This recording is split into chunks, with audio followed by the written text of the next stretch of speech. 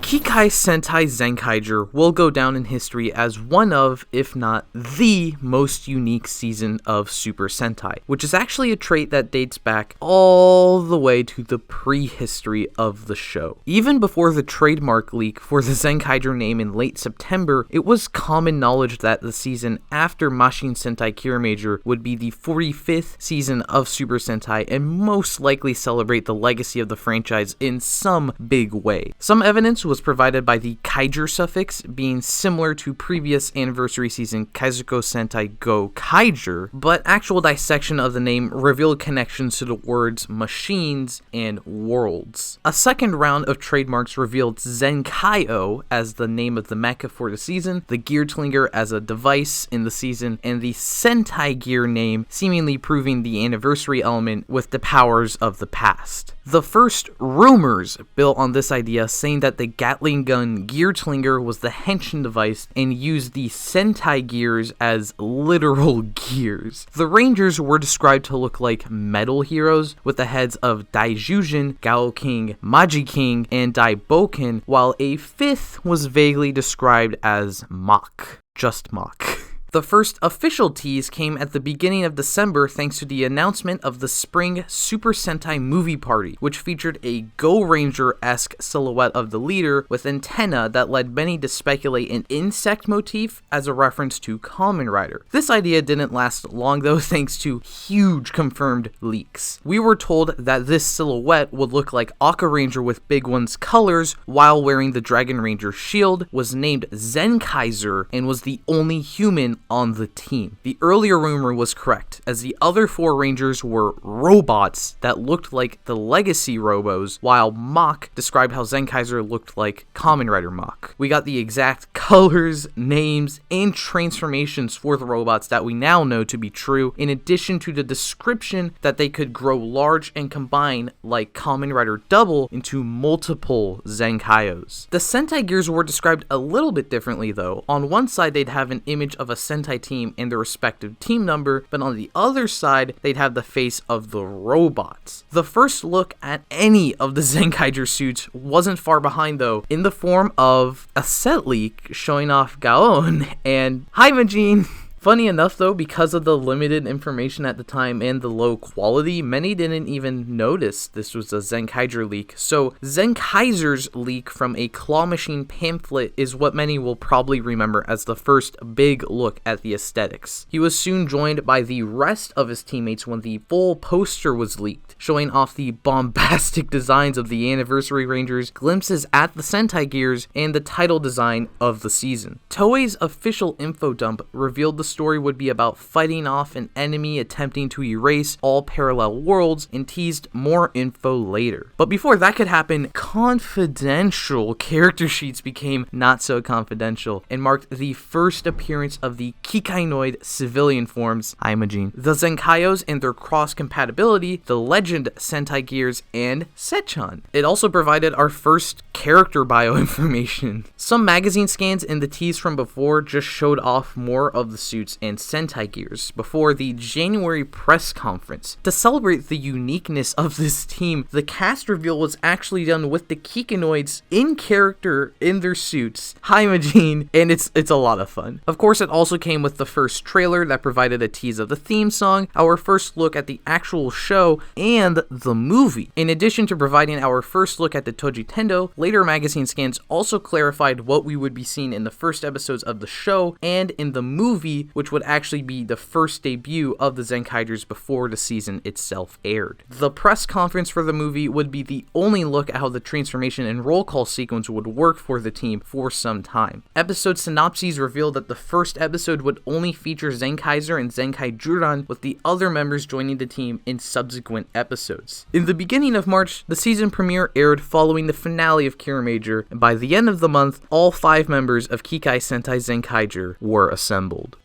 If you've been keeping up with my opinions at any point over the last year, you may already have a good idea of what my final opinion on Zenkaiger is going to be, so I'm going to shake things up and start with my dislikes in this season. I know everyone goes on and on about the pacing of the show, and I agree, Zenkaiger doesn't exactly nail the pacing and can feel very fast.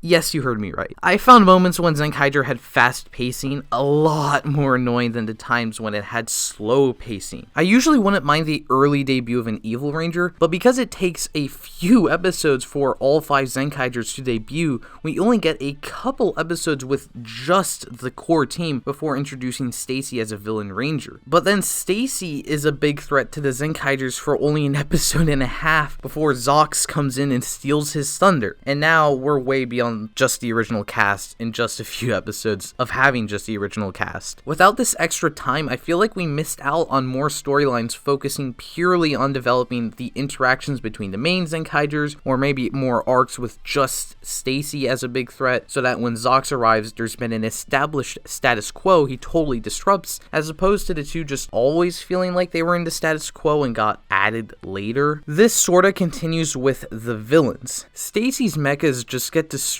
pretty much the very next episode they debut on 3 separate occasions, and by the time we get to Battle Caesar Robo Sansei, it just appears and disappears without any sort of fanfare. Hakkaiser goes through something similar as the Zenroku Hakkai Gun and Hakkai Juo debut and disappear within 22 minutes each. I just don't get rushing through what would be minor changes to the status quo. Having Black Juragaon or Hakkai Juo in a month of mecha fights doesn't change much other than the fight visuals, and by the time they are defeated, it makes everything much more satisfying as opposed to, well, we saw that for an episode and now it's gone. It makes the show feel sort of wonky in some areas since it typically prioritizes gradual storytelling to these moments, and then they kind of come and go without a trace. And then the villains in general, the main Toji Tendo trio, are just bland. There could have been some flashbacks with Barashitara and Stacy. Why is Barashitara so important? Or Ijuride and Kaito's parents, or anything in general for Big Wall, but instead there's nothing to them, and they're kind of boring. However, I thought they had some enjoyable moments. I kind of liked the gag of the main boss being a big wall, because it felt like a meta dig at how Sentai big bosses just sit around for the whole show, almost like they are just a big wall. I liked this competition between the generals for Big Wall's affection, I'm not gonna say his name, with Barashitara personally attacking in the field, while Ijuride sent new creations of his design. It's also really funny when they try to come up with some random explanation for their plans because they don't actually know what the world soldier powers will be. So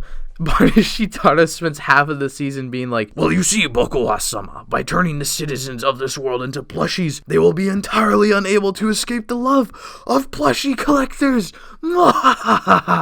Even the idea of the world soldiers is fantastic. I think there's some stunning world building with how they're leveled up from the normal Kudaks, and then are each powered by different dimensions in the multiverse that the characters go and visit later. Remember that ice monster in Majine's debut episode? Well, Magine got to go and visit said ice world that powered the monster a few episodes later. And for me personally, that totally added to the idea of this actual multiverse existing, and the silly powers, if anything, just add to that big multiverse existing. Hi, Magine! I think the clear winners of the villains, though, are Stacy, Hakkaiser, and kind of Gege, however you say his name. Since his introduction, I thought Stacy was such an intriguing character. The half-human, half-kikanoid physiology was such a great analogy for him being essentially a loose cannon, not entirely a loyal Toji Tendo soldier, and definitely not a Zenkaiger. He's the shining example of Zenkaiger's gradual storytelling because the entire season is essentially the story of his redemption. The whole show, you can feel him being pulled emotionally in so many different directions. After being a villain, he starts to seem reformed thanks to Yachan and doesn't even transform for a bunch of episodes, but because of his need to outdo Barashitara, he returns to being a villain and develops a new rivalry with Kaito. But even when his hatred is at its peak, he still has some kind of pull to heroism as he frees Kaito's mom and defeats Tennis World. I loved seeing him fight alongside Hakkaiser because it felt like in finding a friend, Stacy finally found his purpose, and it's almost tragic to see him give in to the light and free Hakkaiser and get captured for it. I thought it was amazing to have a character that has all of these conflicting interests interests, conformity to the Kikanoid world he was born into, or grow into the human world he wants to be a part of, or both. In that sense, Stacy felt like a real person, not just a character in a show, and that's my favorite thing about him. It was really interesting to have the God Gigi twist play into that as well. I was keeping my eyes on Gigi the whole show, like many, since it was pretty obvious he was up to something, so to reveal that it wasn't Gigi, but was actually some sort of ethereal being, was actually a pretty cool twist in my opinion. It fit with the whole world dimensionality aspect of the show. Especially with the benefit of hindsight, you could look at Gigi earlier in the show and clearly see when his personality changes due to possession, but at the time we all thought he was just being sus.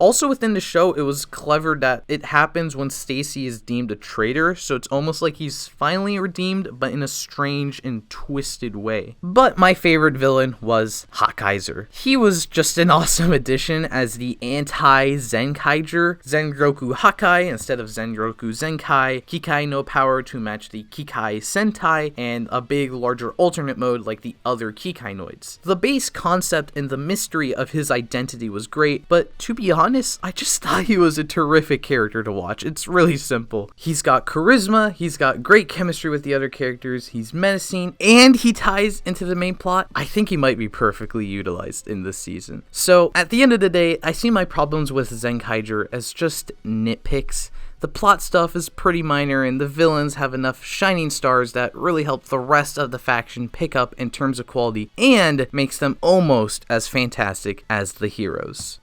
But before I can get to that, I want to talk about one of my absolute favorite aspects of Kikai Sentai Zenkaiger, which is the presentation of the whole thing as a show. Toei doesn't have the greatest track record with anniversaries, so I was scared about the legacy elements overshadowing the plot and the characters and whatever, but by the end of things, I'm happy to say that I think Zenkaiger perfectly balanced its celebration of Sentai's legacy and its celebration of itself, I guess. I love that the anniversary elements are prioritized on a visual level, with the character designs patterned after past popular seasons and the powers incorporating all the seasons. The story isn't about needing to go and meet Sentai ancestors or harness the powers of all the Sentai gears. It's just about the Zenkaigers fighting off the Toji Tendo and freeing the multiverse that exists beyond Super Sentai. And yet, there's still something for every fan of every facet of Sentai, whether it's seeing older suits as holograms or in fights thanks to the gears, a recreation of the 3 tragic rangers of Sentai, or seeing a gold Gokaiger fighting a white Go Ranger fighting a purple Battle Fever Ranger. Even Ninja Captor, the forgotten kinda sorta Sentai season, gets included. The anniversary celebration is done more like a meta parody. The Zenkaigers point out every monster repaint, the theme song dance exists within the universe of the show, the logos are part of attacks, sometimes characters talk over each other during finishers, the toy packaging is used for summons, and there's a whole special designed to turn the Zenkaigers into a normal Sentai and poke fun at fans upset at the robot cast. Hi Magine. My favorite part of this meta anniversary though are the roll calls, plural. The Sentai roll call is one of the defining aspects of this franchise for me. Like whenever there's a crossover with Kamen Rider, that's the thing that the Kamen Riders like to copy. Over the past few years, I've really fallen in love with the concept of the colorful heroes just announcing their arrival to battles with a whole dedicated segment. On its own, the main Zenkaiger roll call is my favorite in the franchise. From the music, the visuals, the incorporation of past Sentai titles, hi Magine, I love it so much. But what makes it even better is how often the show changes it, and it's different from like, oh, now we're on the field, we're doing the roll call, or we're in battle, we're doing the roll call, which is definitely still done with Zenkaiger. But it's stuff like from the entire team switching dialogue to fit a trash motif, to Juran turning invisible, to Juran fighting his ancestor, to a body swap roll call, an evil copy roll call, a roll call in a game of tag, a super deformed roll call, a manga roll call, a running backwards roll call, a cat roll call, the greatest final roll call of all time, and...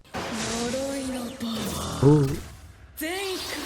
Hi, Magine. And to top it all off, there are countless variations of the team pose, while the logo for the team pose exists in universe. Honestly, I think this is what makes Zenkaiger such a fantastic anniversary season. Yeah, it's got some obvious, hey, look, we're at anniversary moments, but taking the time to poke fun at staples of the franchise, like the roll call and the final attacks, but also revere in why fans love them so much, why they've persisted for nearly half a century in such fun and clever ways, just made this 45 season celebration even better. By being an anniversary in such a subtle but still fulfilling way, Zenkaiger manages to still stand firmly on its own as a season without the anniversary elements. I've seen a lot of criticisms of Zenkaiger say it's all filler with barely any plot or whatever, and I just have to disagree with that completely. Zenkaiger isn't all filler, it's just episodic, like most Sentai seasons. Every episode has some little detail that contributes something to someone's characterization or one of the main plot lines, and more often than not, it's a detail that will get explicitly mentioned later on. This slow burn storytelling is what made the show so satisfying for me. I loved paying attention to how all these tiny elements built and stacked upon each other over and over. The characters feel so real because small bits of their personalities are always called back to later on. I can't stop thinking about like the body swap episode as the perfect example of this. It starts off with Kaito and the Gold Tweakers coming back from another search for Kaito's mom, connecting back to a previous two-parter when she escaped. When Stacy shows up, Kaito calls back to the last time they met a few episodes ago when Satoshi defeated Tennis World, which was in itself a continuation of Zox's manga episode. After they switch bodies, Kaito remembers his inability to enter the Tojitendo Palace in episode 5 and causes Hakaiser's identity to be foreshadowed when he can't find his dad, Gigi's possession to be foreshadowed when he exposes Kaito and then promptly changes voices to help him escape, and the continuation of Stacy's festering hatred as he becomes jealous. All the while, we get typical Zenkaiger shenanigans with Flint becoming 2 Kaiser, a new roll call with Stacy's, or a little anniversary reference, and Magine looking right at the camera. For a body swap episode, there are a lot of important details here, and this isn't just a one-off instance. Zenkaiger excels at taking its silly ideas and incorporating them into the deeper plot lines of the episode. A sushi monster is used as a mechanism to isolate Kaito and Juran. Kaito's reminded of his parents thanks to a bug-catching monster. A 2-part fairy tale links the 2 crossover episodes. A beach day episode is portrayed as the villain's ultimate victory. The Kikainoids can only say Daya once they have vital information they need to share. Trapping the Zenkaigers in Kotatsus allows Don Momotaro to take the spotlight, and it just goes on and on and on. I can understand if some people find Zenkaiger to be too silly or too slow, but it's really disappointing to see people attributing most episodes to just be skippable filler because of these aspects. For me, every single episode struck a perfect balance of being a spectacularly wild ride as a method to convey some sort of nuanced story or development to the main plot. A perfect melding of silliness with mature ideas, which is one of my favorite elements of the tokusatsu genre as a whole. But as amazing as the overall writing for this show was, the biggest contributor to my enjoyment of Kikai Sentai Zenkaiger on a week-to-week basis was the Zenkaigers themselves. Throughout the background of the show, you can just see Kikainoids and humans getting along, integrating into each other's society, having relationships, and it was just really wholesome, especially with the main team. One of the things I was anticipating the most was how different the season would be with a majority-suited cast, but I think what I ended up loving was how little it affected. Despite all the wacky hijinks these goofballs go through, by the end of the episode, the 5 assemble as Zenkaiger in some shape or form, pretty much like a big metaphor for the show's core theme of how we're all the same, no matter our flesh, metal,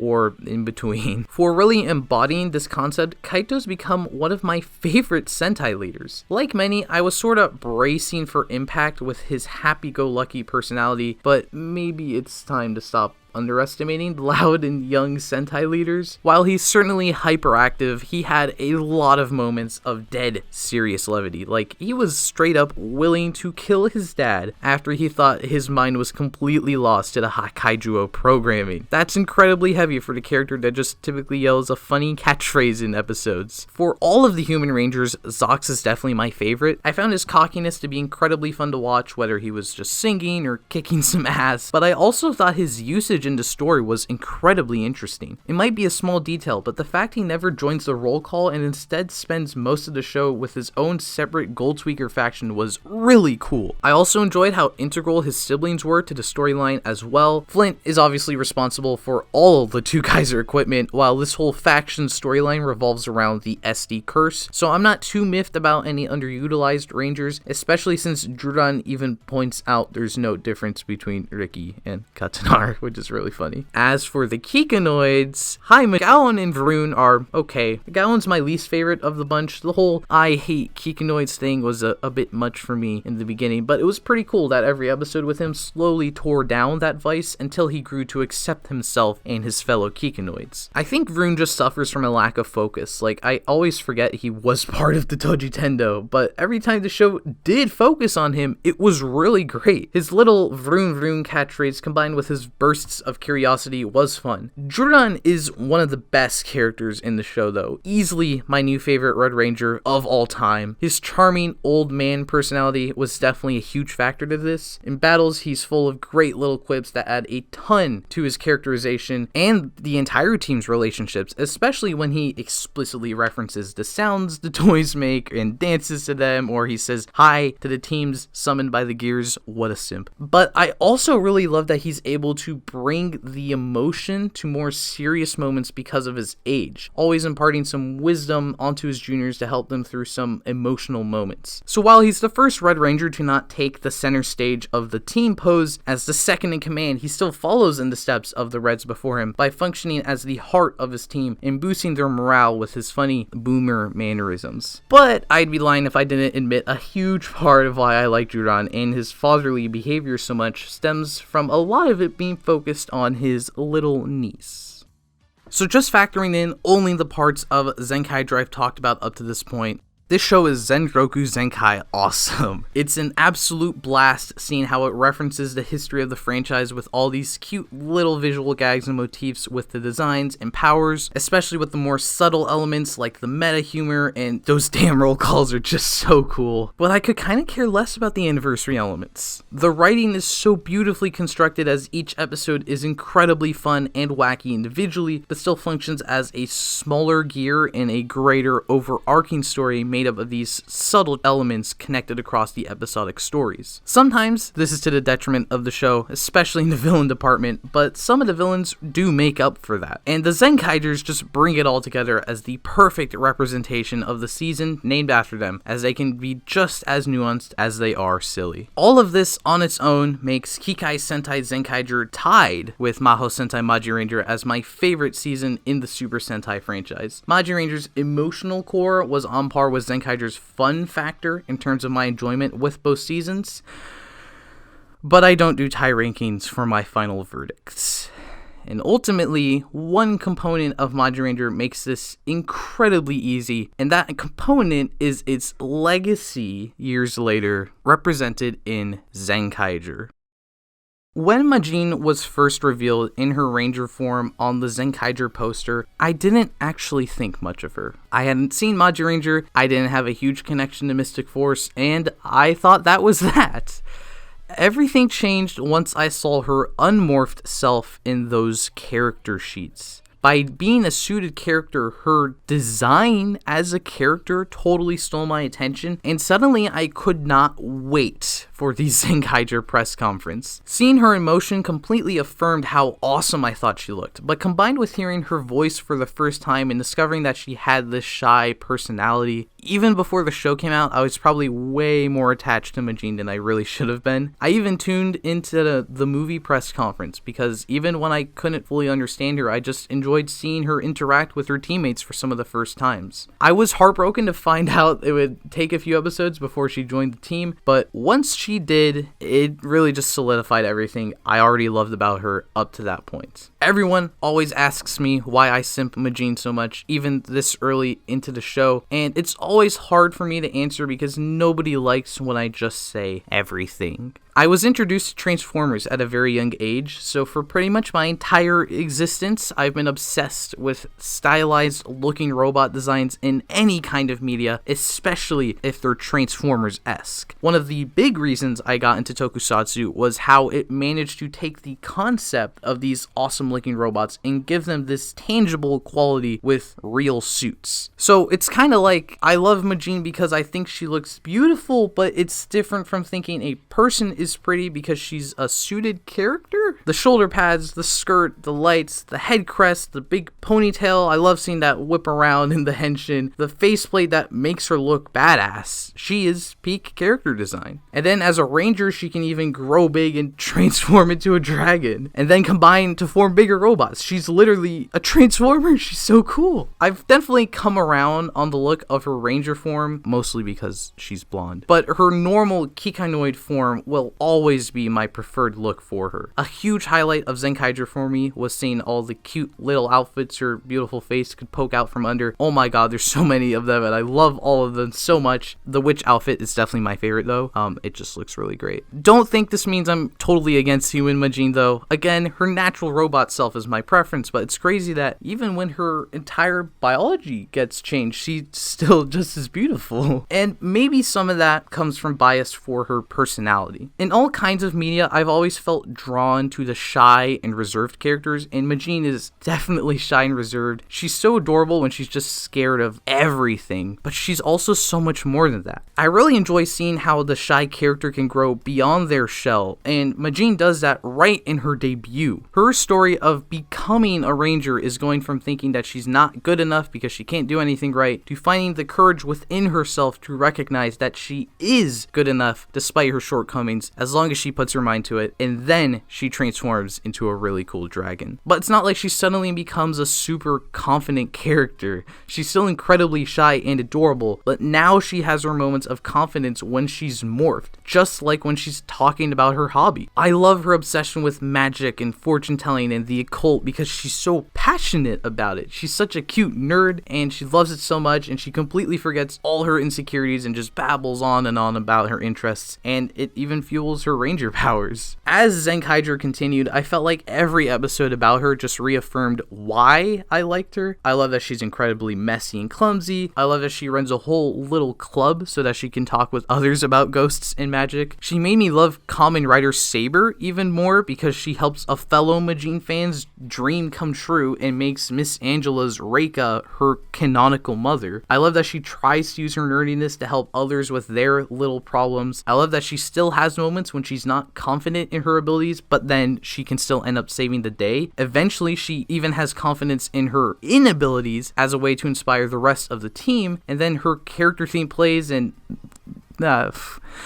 even in episodes when she's not the focus, she still ends up being one of my favorite parts. Whenever someone mentions like ghosts or magic or like bewitched, the word bewitched, she gets all excited and happy because it's about, her interests, and then it makes her look super adorable. I like that she's sort of childish because it makes her seem so full of life and the underdog of the Zenkaiger, and also makes me think we're kind of close in age. Her little stutter, the Nunu, it's so cute. Instead of getting to use a Sentai gear, she just gets to have her own entirely unique brand of attacks that utilize that stutter. The Nunu Magine attacks are always so cute and fun, just like her, and I'm so happy they're used so often. The Magi Ranger references she does are incredibly cool as well, anywhere from how she uses her classic hand pose for her magic attacks to just straight up copying attacks and quotes from that season. After watching Magi Ranger, because of her, somehow she became even more special to me because now she's like the representation of just an amazing season of Super Sentai, right down to her personality traits. Eventually, I realized that I love Magine so much because I saw a version of myself in her. The reason I like the shy character trope is because I get incredibly nervous around people. It's not that I don't like talking to people, but just the thought of talking to people, even like in an online environment, just makes me incredibly anxious, so I always try to avoid talking, so then I always seem really rude, and yeah. But, I run a YouTube channel, so I like talking sometimes if, the moment's right for me. So when nerdy little Magine temporarily sheds her shy persona to defend or talk about her interests, change out the ghosts and fortune-telling for Kamen Rider and Super Sentai, and it sort of feels like what I'm doing right now. In my life, I've always been the one person that still watches kids shows or still buys kids toys or is still obsessed with superheroes, and the internet finally helped me to find others with the same interests, just like Majine's little club. Sometimes I lose track of the world around me because of my hobbies, and I can make a mess with my clumsiness, and just like Magine does. Majine's a picky eater that loves her snacks, which I definitely relate to as well. When she took all of her doubts and insecurities and cast them aside or utilized them to save the day, I see the perfect version of myself that I want to be like. She's my hero, essentially. What gets me emotionally every time is a moment from episode 37 when Magine is sharing her interests with Flint and Yuna. Magine says, "Everyone has something like that, huh? Something you love and is important to you, but you're not confident about it and get embarrassed about it." I didn't even think of tokusatsu when I heard of this. In that moment, that was the character I love and was important to me, but that I'm sometimes not confident about, telling me to not do that. I can't really put into words how much that meant. How much she means to me as a character. I'm always asked who I simped before Magine, or if I'm ready to simp the character that comes after Magine, and I really mean it when I say she's the only character I've ever felt this way about. There's no other character that had me wanting all of their merchandise, from coasters and keychains with her face on it, to waiting months for a plushie announcement, to a memorial item just to have her voice in it.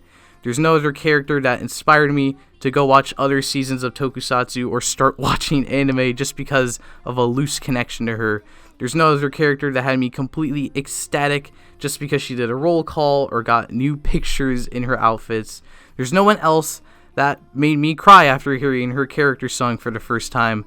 And there's no other character in anything ever that I've ever connected to as much as her, or that's made me as happy as Magine does. Magine is the reason the final episodes of Zenkaiger were so emotional for me, just because I didn't want to see her go.